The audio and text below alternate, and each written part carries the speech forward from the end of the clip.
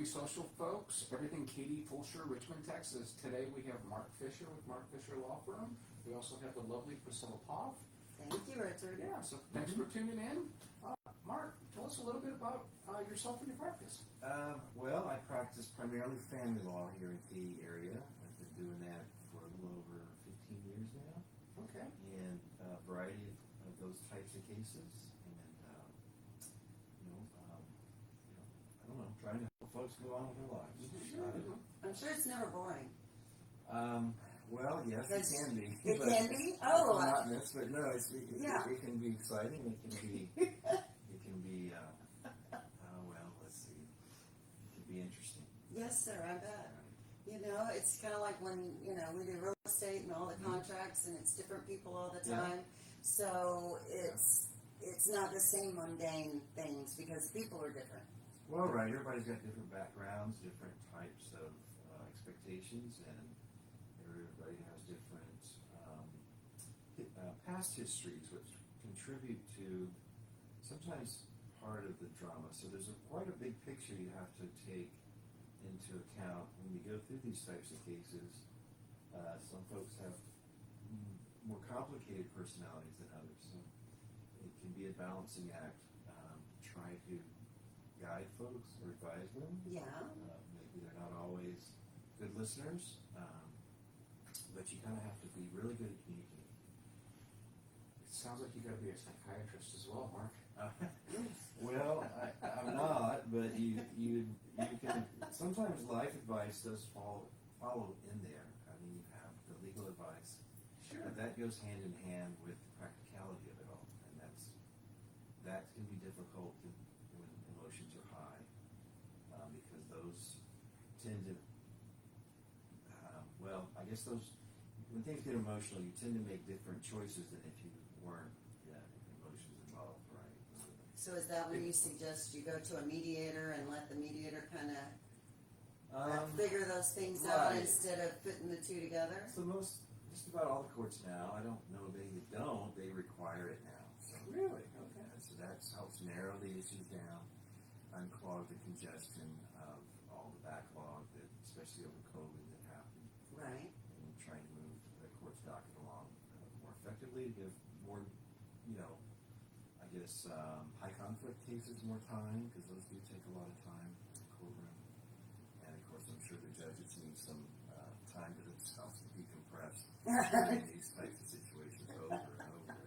Oh, I can't imagine. Yeah, I can't imagine what you have to go through with these. I do divorce properties as well, so sometimes it's like herding cats. Yeah. It is. Yeah. It can be, and I feel bad for the realtors sometimes in between. Trying to sell a house for folks sometimes, and the spouses don't get along, or the parents don't get along, and quite often if there's just one realtor, it's kind of a ping pong ball in there. Yeah. And expectations between the two. Yeah. How I handle it is that I put them on the same communication channel. So, and I prefer to do it via email. Mm-hmm. So Okay. all So everything's communication. written. That's right. And then I just remind them that the task at hand is this. This is a business decision, and my job is to get it across the finish line as seamless. So that you don't have each one telling you something different. It's all on the same communication. Correct. So that it's not, well, he said, And she said. I stay out of the he said, she said. Right. Yeah. And I already know you have boxing gloves. It's none of my business. Right. I don't. But you were both the owners of this property, so That's you correct. both got to. Right, and quite often those situations, whether it's during a case or after, it's nice when both spouses or parents can agree on a realtor. Quite Yes. often, each side will have to make a list, and then maybe there's a neutral person that will just choose from random. Or, sometimes what happens though, if one spouse agrees and it's more of a friend of one of the spouses, and then there's some conflict because they feel like there's some favoritism and not the house is not being promoted correctly, or the price is too high, or Right. they have issues on selling prices. But they work through them. But it depends on their agreement. So it really helps if we can get them to agree. Whatever the listing price is, that they start to reduce after so many days to really help. Mm-hmm. Because everybody wants their money, right? I had to follow the decree on the last one, it had to be live for X amount of days, and then we would see, X amount in reductions. Okay, so according- that's what you're saying, yeah, so So- that all that's specified in the divorce But, decree. I have to read that and understand, and it's not that I wanna get into their personal business, No, but but, I have to follow what they agreed upon through the courts with the judge. right, so they've gotta provide that to you, for one. Right. Especially if one spouse, okay, in the divorce, it's finalized, one spouse is getting it, but the other spouse may be getting money from the sale of it. It could be that way as well, later down the road, there's a variety of ways that can happen. But overall, it's much better if they can have a realtor involved than if they're really far apart or some difficulties than a receiver, because a receiver is gonna be much more expensive for them, they're gonna lose a lot of money out of pocket if they can't. So in the divorce decree, if a receiver is specified that if it doesn't, happen in a certain amount of time and it goes to a receiver, who is a receiver and how does that work? Well, typically, they're not gonna be, typically it's gonna start with one or the other, because a receiver is gonna be appointed by the court, right? And that's,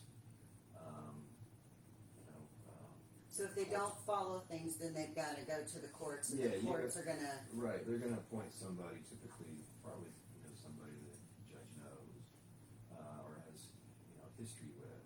Those can be attorneys or non-attorneys, and each court has their own, list that they can choose from. But those are typically much more, a lot more fees involved in those, right? who pays for those? Comes out of the sale of the property proceeds. Okay, alright, Now, I did do one for a day or two before closing.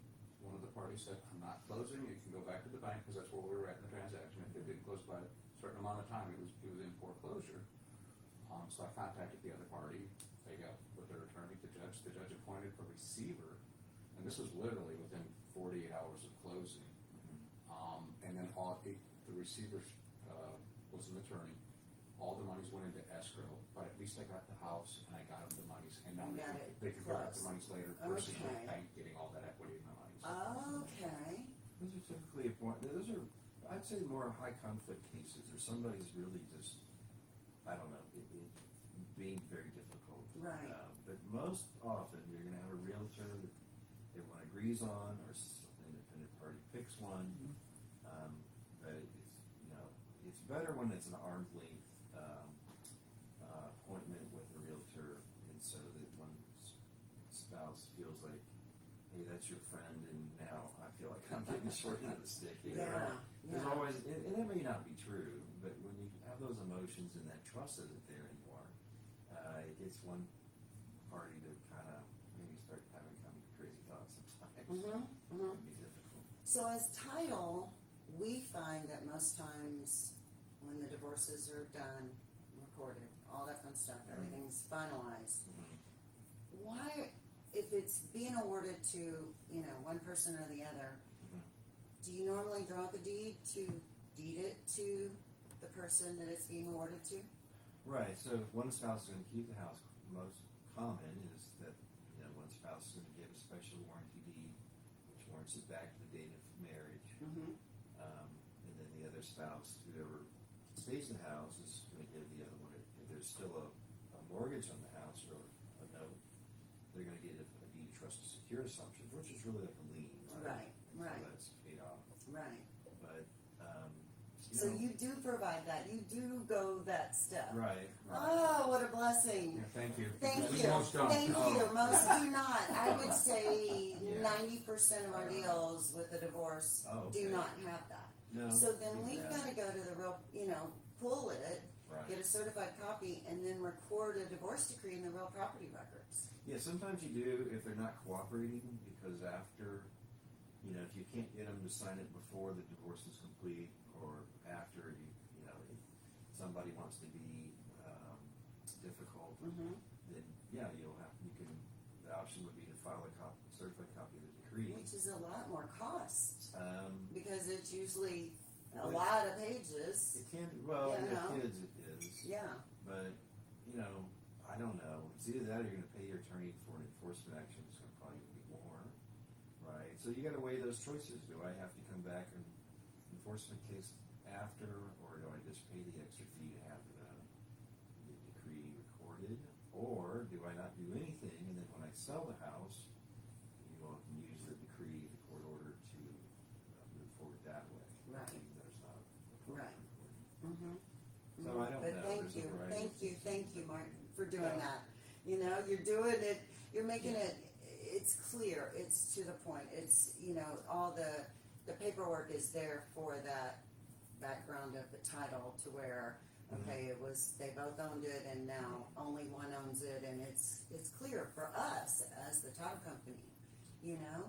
But yeah, sometimes now, maybe there's, you know, a third party in there that maybe they co-own the house with another family member or another something, or it's in a trust, or it's, Right, you know, there's another variety of different ways, and sometimes you have to take that out of that other entity before you are divorced or dissolve it later.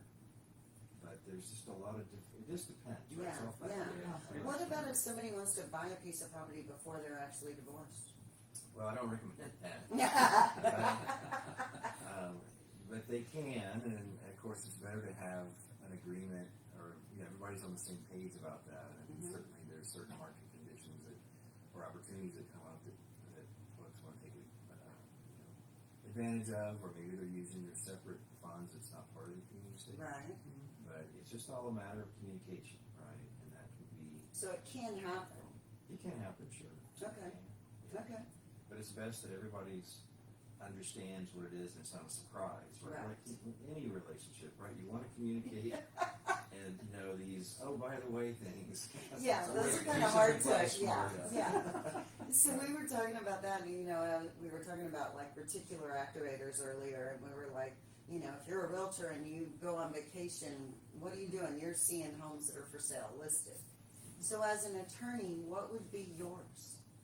I'm sorry, say that again? A reticular activator. So like, if Richard goes on vacation and he's in another state, but he's driving around a subdivision, you're gonna notice the house is for sale, right? Because Well, that's if you your, buy a new car, now Yeah. all of a sudden you see everybody driving your car, Right. before you didn't see it. yeah. Right. So as an attorney, what's yours? Well, I'm sorry. So a relationship, you know, would Oh. yours be your reticular activator because you're an attorney, you are dealing with divorces? Would it be, you know, being at a party and seeing a relationship that maybe was not going so well, or would that? I don't know. I was just curious. I don't. Now you're making them a fortune teller. I know. But I mean, I just, you know, I don't, I don't prognosticate things like that, or I don't, you know, I don't. you don't. Yeah, you don't want to go there. I Right. just kind of look at No. it. I have so much in front of me already. I just kind of deal, and then, you know, or whatever is presented to me, if somebody, you know, needs a consultation, I offer free consultations. And those are over the phone. I give a lot of those out. I mean, you know, I only do a few minutes. But, you know, I think, you know, part of a civic duty to give back, you know, you need to help folks. And a lot of people are scared to always have to give nickel and dime or pay for consultations, and they feel like they just didn't get anywhere out of it. So, but I think in those consultations, it really helps put a lot of folks at ease, or they are really unsure about things. But if you know, give them a few options and help them get a little sense of what is coming in these life-changing events, I think, you know, it really helps. So what are some things that you can share out to everybody that are the questions that you get asked during those consultations that people are really not aware of? Well, it's either about their children or their property, right? Those are Right. the two most often things. Mm-hmm. I think in the end, it mostly comes down a lot of times, unfortunately, to the money. They'll work out the kid issues, but you know, I don't really get into cases anymore. You know, it's difficult fighting over kids. It's a tough one. It takes a lot of time and money. It's an emotional toll on people. It is, Yeah. especially when they're young ones. But so I kind of those high conflict cases. I think I've done my my time on those. Yeah. And so, if there's drugs, alcohol, or the violence in there, those aren't my kind of cases anymore. Those take a tremendous amount of time and energy, and I feel like I'm, kind of move away and able to work on more other cases to help more people move on. They're not so high conflict, right? Right. So What created your passion to do this? Because nobody just wakes up and goes, hey, this is what I'm going to do today. It typically is something within that draws you to it. yeah, I think so. But I think even as a realtor, you want to help people, right? I mean, buying a house is one of the biggest, for most folks, biggest purchase of their lifetime. Right. And you want them to be happy, and then they may spend the rest of their life there. I don't know, but it really is a life-changing event, right? In the same way that you all work with folks, trying to get them into their dream home or wherever they see themselves, right? And help them find a way to do that financially. Right. Creative financing often works, but they're not aware of, I'm sure. Right. And so that's the same, I guess, what I try to do, right? And get them to where another place, time for a change. And how do you make that change? Because a lot of folks have difficulty knowing where to get started. Same with buying a house. Most people don't like change. No, they don't like change. But I think once they do, they're like, oh my gosh, this is, very, very gratifying that we got this far and never thought it'd work out like this. So that's, I think, as lawyers or realtors, you find yourself wanting to help more folks, right? So it's just very self-fulfilling. Maybe everybody's not wired that way, but, some of us like to help people, right? And we do the best we can under the circumstances to get them where they need to be. Hopefully, if that's the path that they're, foreseen. Sometimes they don't. And quite often it's, in the cases I'm on, it's really choosing the lesser of the two evils. It's never going to be perfect, right? That's one thing. Nothing's perfect. But I have to always reiterate to the spouses or the parents that they're in charge of how easy or difficult it's going to be for them. And quite often you have one that's pretty easygoing and stable, and the other one is more of the complicated personality that makes it difficult. Agitated. Right, a little disruptive, Or just yeah. wants it their way and that's it. Right, their expectations are different, and that can be Yes. difficult, but, and then sometimes in those types of cases, it's just ongoing, so whether they finalize the divorce, or they're in a paternity case, then it's constant modifications or having to come back, and it's just, they're not working as a team, and, most of the time if it's property and they separate, that's it, you don't hear too much from those folks. At the end of the day, most of it is emotional.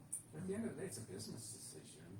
And the quicker that you can get to the end and get through it, the less expensive it is for both sides. Right. We try to, convey that, have a fiduciary duty to our clients to say, look, these are your options, these are your costs. Is it really worth fighting over,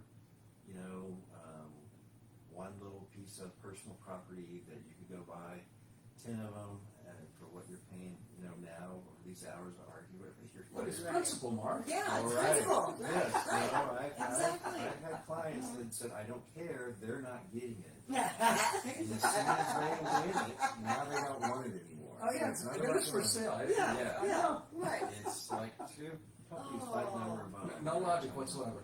No, just emotion. Yeah. So what happens with properties that are purchased prior to? So typically those are going to be separate property, right? Mhm. So anything before is separate property, not part of the community shall marry yet. But you do own it during the marriage, and is part of that kind of divided between the two, the equity or any of that? Does that Well, come into play? sometimes if there's still a mortgage on it, you're using community funds to pay down the mortgage, right? Mm-hmm. So then one spouse may have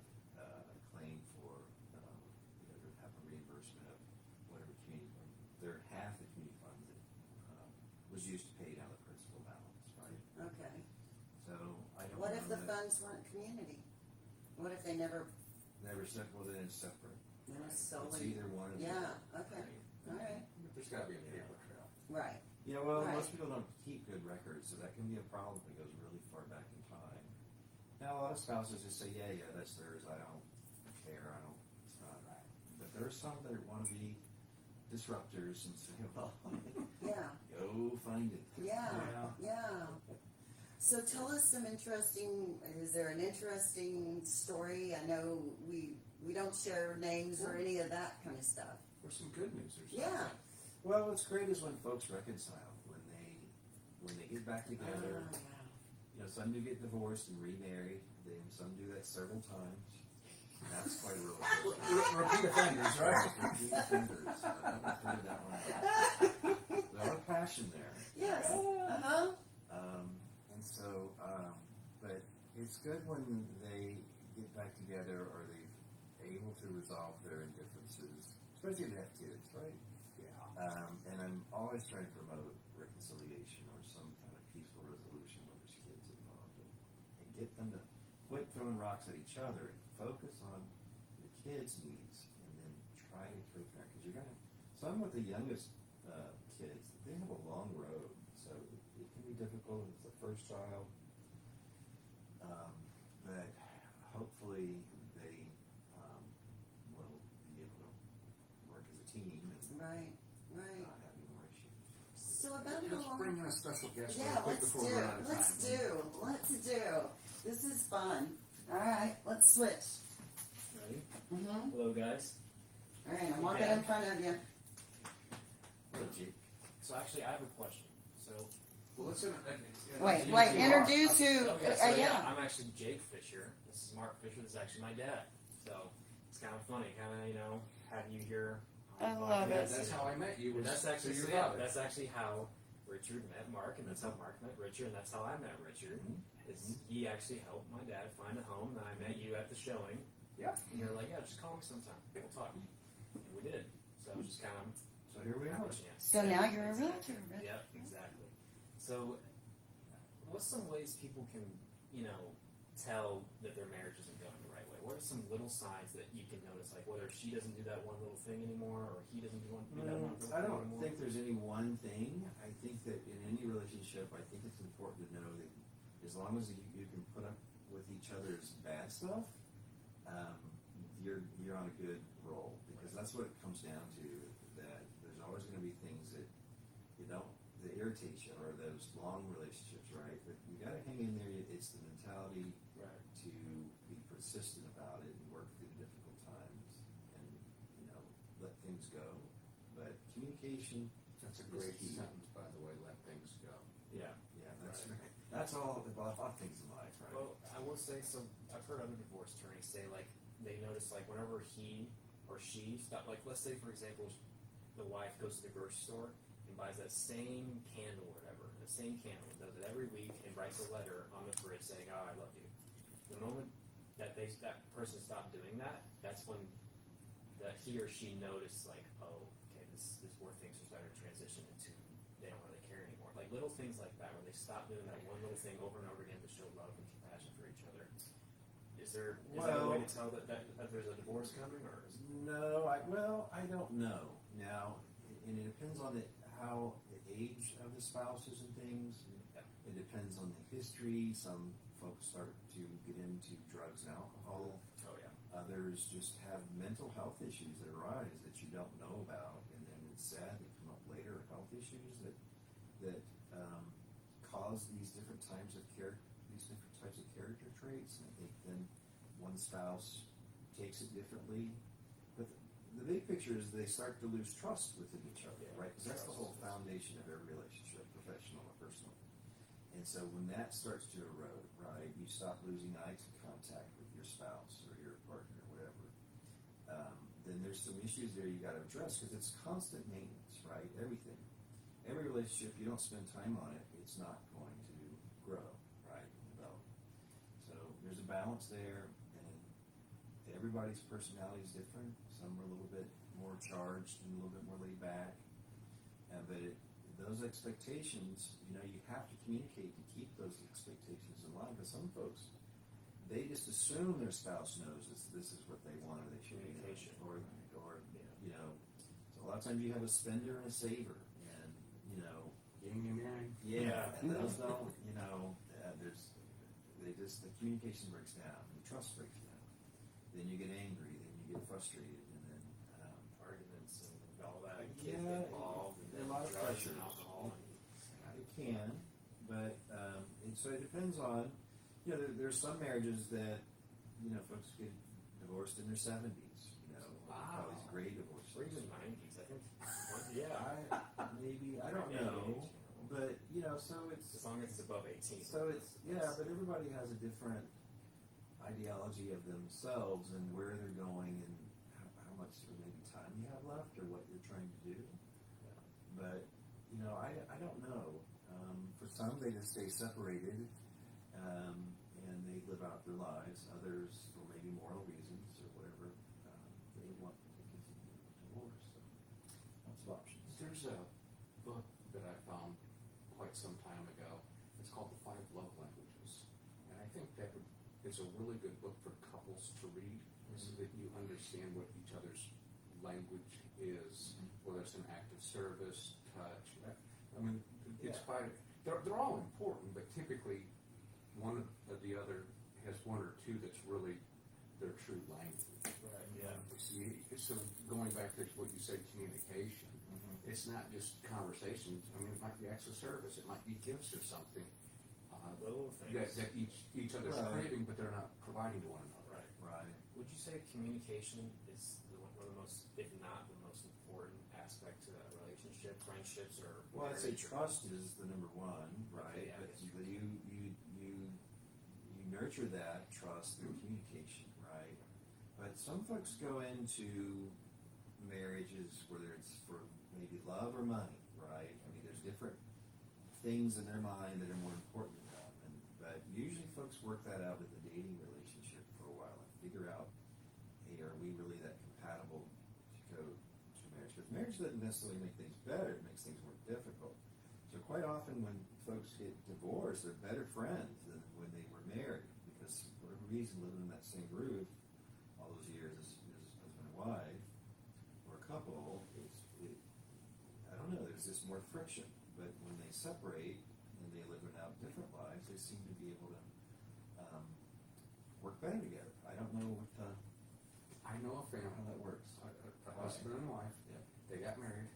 They got divorced. They bought separate houses. They got remarried, but they both live in their separate houses, and they have a perfect relationship. Okay, if it works, I guess.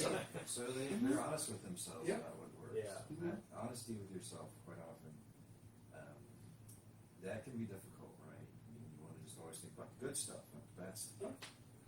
But that's what works for them. Right. Yeah. If it works, then yeah, I don't know. It's everyone's different, very different. It's very complex. Yes. Very complex. Marriage is an institution. It is, for better, for worse, right? For richer, for poorer. Yeah. Sickness and health will death do we part, right? But I didn't know they were setting me a goal when they said that. oh, right. Yeah. Yeah, there you go. So, you know, but I don't know, life's full of twists and turns. And the main thing is, if it's not working, it's you got to move on. Hopefully, put your health first, especially if you have kids. Yeah, especially if kids. Don't drag kids into it and stuff. I mean, that's happens a lot. What is like the average success rate of marriages in this country? Is it like 60% or? I I don't have to know look it up, anymore. but I quit looking after it. Yeah. You know, every year, depending on. I think in COVID it went up, right? Right. Yeah. I heard that. I heard it spike big time. Yeah. Like 70%. So I don't know, but Because there was no separation. You were under the same Mhm. roof 24/7. So sick of each other and sick at the same Yes. time in the same yeah, room. those are Yeah. tough times. But you know, I think if you can weather that, you've got a really good chance to continue for a number of years. Yes, for sure. You know. Just one more question before we kind of close out. What are some ways people can? What are some like tips you can give to people to help them with their relationship? They're struggling. Should they go to marriage counseling, or some people even say just going for a 10-minute walk just together and you guys just vent and talk to each other? Is that a good Well, way to do things? right. or- So anything that's not working, that's just a signal that a change needs to be made. And some people are good with change and others aren't.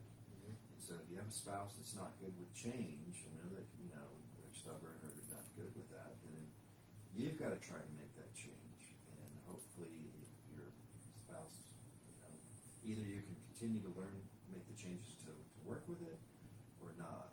But that's just how life works, right? Right. It's constantly have to make changes. But just having communication. Just Well, right. Sitting down, that helps. Sometimes you're gonna feel like you're talking to yourself, right? Yeah. Having dinner at the dinner table with the family, talking. I mean, I can't tell you how many times I go out to dinner, you see 4 people at a table, Yeah. and they're all, Right. Yeah. I don't get Yeah, it. you get caught in these The ruts. kids too. Yeah, the whole family, Yes. nobody's Yeah. talking, they're all playing on the phone. I think that's just human nature. You get caught in these patterns, Hmm. and all of a sudden you don't realize it, Yeah. right? And it's easy to see somebody else doing it, but you really, to have that self-reflection, like, wait a minute, let's try to change it up a little bit. Variety is important. Make plans, right? You all can have always something to look forward to and plans it together. I think that really helps continue your partnership. Give it a reason for the partnership, right? And make plans. You have to find out what you both like to do together. Right. One may like to travel and the other doesn't, so you But it make a gotta difference. find that in there. Some of it's sacrifice, some of it's acceptance. Right. It's a shape shifting. Right. It goes back to, can I deal with the bad stuff, right? Does each How of long you, can I do it it's for? all a matter about putting up with each other's crap, really, That's You're true. good at both at that, you're gonna do well, right? If somebody needs your help or wants to connect with you, what's the best way for them to reach you, Mark? Well, you can go to katytexaslaw.com. That's my website. Call our office number 346-444-1050.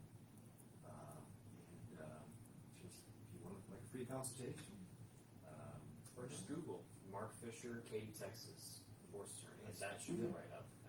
And if I miss your call, I'll call you back. I'm happy to talk to you and walk you through options, or maybe some folks are not quite ripe yet. We're thinking about it. And maybe 6 months later, I'll hear from, okay, I'm ready now. And then we'll continue the process. But we're always try to start through it uncontested, right? That's where I always try to start. I mean, once you ring that bell to go contested, it's really hard to unwind that, right? Unring it. So we always try to go through the steps of doing an uncontested divorce, which is really quickest and cheapest, right? Get everybody on the way. It's a business decisions that mitigates a lot of expenses, and you come out ahead in the long run. You get more time back as well. You do, Yeah, it's healthy. It's healthy. It really is a good thing for you to do. Just move on. Yeah. You still got tons of life left, I'm sure. For some people. Yeah, some of these that go on for several years, it just really drains everybody. What used to be important in the beginning no longer is. You get through It's not these- relevant anymore. Right. It just, you're ready to realize that life's short, your time is the most valuable thing you You live own. once. Yep. And the sooner you get through it, the better. That's right. That's right.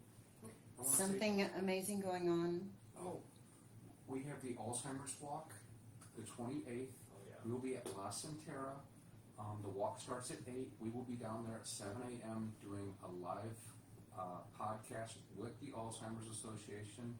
So please tune in. There is a link on the bottom of this video. If you would, please donate or go to our Facebook page, Red Lion Realty. It's at the very top. Come You walk can with me. donate there, or you can join our team and just come out and do the walk. I mean, It's good for you. Just get some exercise. Bring the dog. As long as it's a good dog, right? Yes. Actually, Brandon brought his dog last Oh, year. we did. Perfect. It's fun, So hope to see you guys there. We'll see y'all next week, guys. Thanks. Take care. Thank you. Bye bye.